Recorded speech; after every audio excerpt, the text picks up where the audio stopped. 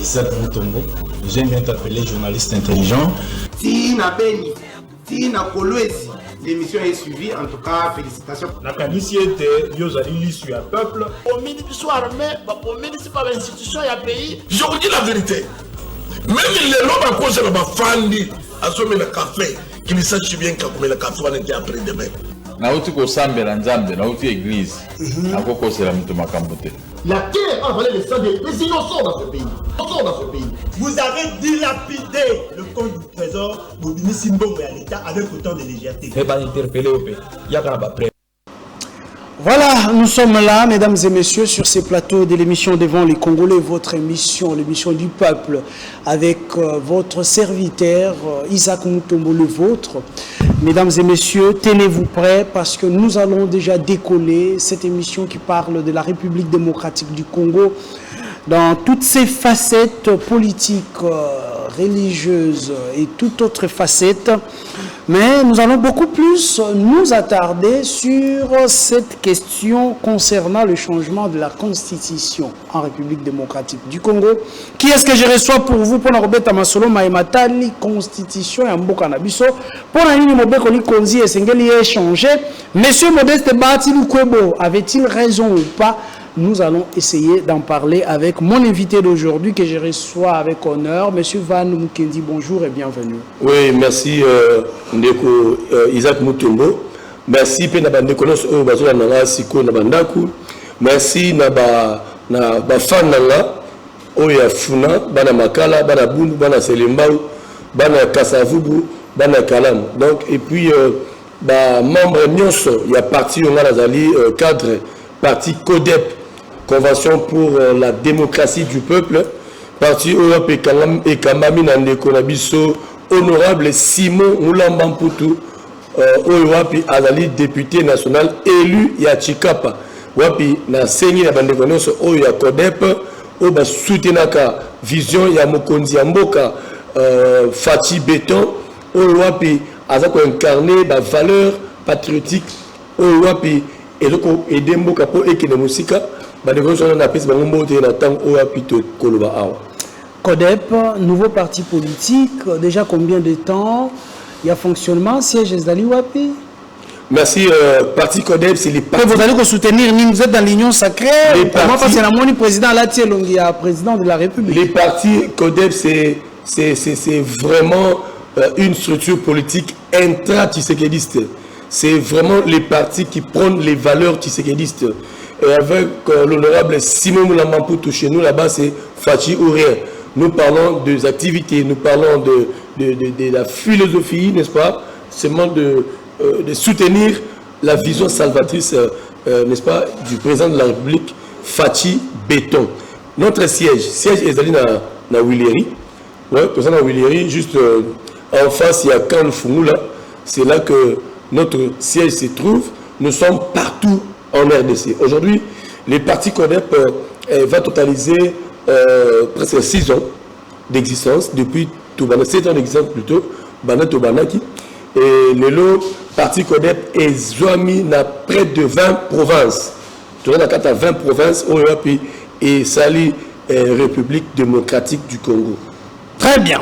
Alors, Tobeta Suko Masolo Yango, je crois que vous êtes à l'aise. Hein? Robeta Masolo Maïmatali, Constitution de la République démocratique du Congo. Vous êtes venu avec un débat sur le changement ou la révision de la Constitution. Mais les Congolais se posent la question de savoir pourquoi doit-on changer cette Constitution? Vous savez, Neko Isaac et Sengeli, il y a de ces gens qui passent à la télé, débat. Pour faire comprendre Batou, importance, il y a changement, il y a constitution T. C'est ainsi, moi je vais aller d'une manière pédagogique et pour permettre à ceux qui nous suivent, il y a importance, il y a émission où il y a tout ça là, où il est purement pédagogique.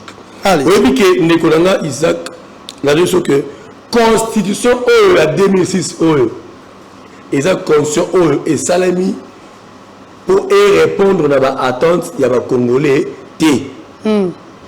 C'est une constitution qui ne répond pas aux attentes des Congolais. Il y a l'émotion au foyer. C'est-à-dire, les amis, constitution, ose répondre à la notion culturelle de la bisoté. Attends, il y a parce que attends, il y a la population zaline zalanaye, attends, il y a la population zali qu'on soit maï courant, et attends, il y a la population zali qu'on vivre un environnement moko zali sans. Mais lorsque la Constitution répond à la attente, pendant que la Constitution consacre le droit, le droit fondamental de la Constitution. Très bien.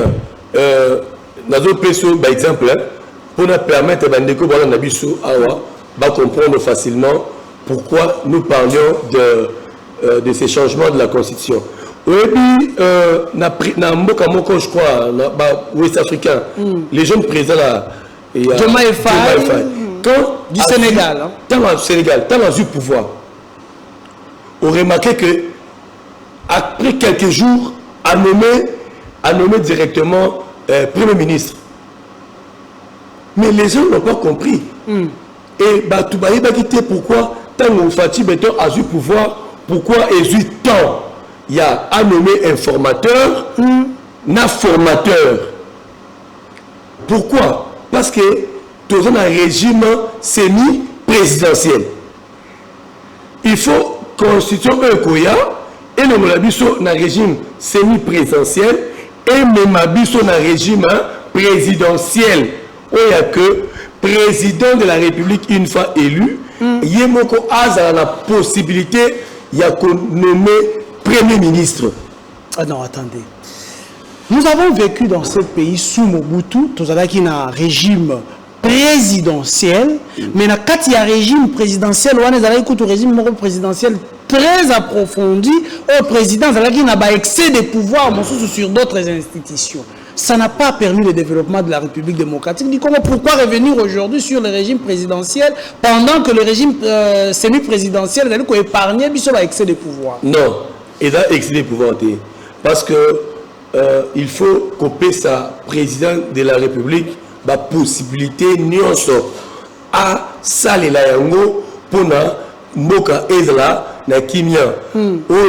Au moni tant bandeko va remarquer que dans le cas Sénégal, 2, 3, 4, une semaine, va nommer Premier ministre. Avec les changements de la Constitution, ça va permettre de se trouver. Les points, c'est ces temps-là. C'est le pays qui perd. C'est le pays qui perd. Les temps que base informateur, base formateur, tous ces temps-là, période où on a et ils temps, ils permettent de sauter pour tout avancer. C'est ainsi, je venais de parler, il y a qu'à changer la Constitution. Voilà le premier élément. Le deuxième élément, on a dit que lorsque le président a accédé au pouvoir en 2019, le gouverneur est béni à travailler. Okay. Beaucoup de gouverneurs n'ont pas travaillé. Or, les gouverneurs, ce sont des représentants officiels. Il y a président de la République. La Constitution ne permet pas qu'on va travailler. Non. Vous avez remarqué que le gouverneur a beaucoup dérangé dans l'Assemblée provinciale de Bango. Ok. Vous comprenez quoi? Le gouverneur est belé. Par exemple, en 2019, il y avait un gouverneur dans l'Omami, Sylvain Lubamba Mayombo. Mais vous savez qu'il a été dérangé par l'Assemblée provinciale jusqu'à ce que alors, pour permettre que Mboka Ezra, Kimia,